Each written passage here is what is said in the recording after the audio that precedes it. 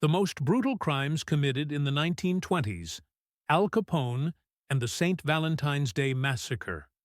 The famous mobster Al Capone, dubbed Public Enemy Number 1 Inch, wreaked havoc on the streets of Chicago in the 1920s.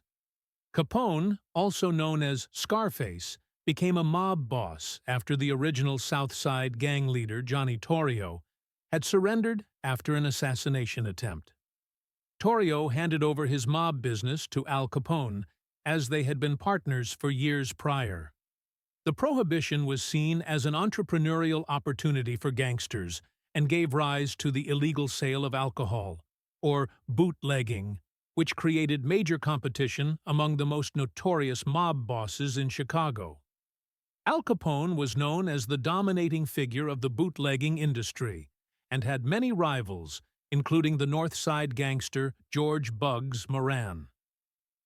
The St. Valentine's Day Massacre took place on February 14, 1929, in a garage on the north side of Chicago. The massacre resulted in 7 of Moran's men being gunned down by men dressed in police uniforms with machine guns.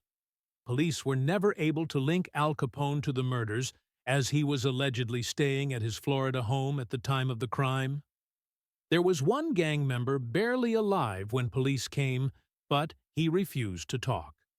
No one was convicted of the massacre, but people were convinced that Capone ordered the hit on the men. Following the St. Valentine's Day Massacre, Al Capone was in and out of jail for the next 2 years for unrelated crimes until police gathered enough documentation to pin him for income tax evasion in 1931. Capone spent 6.5 years in prison and was released in 1939 and would die 8 years later in his Florida home.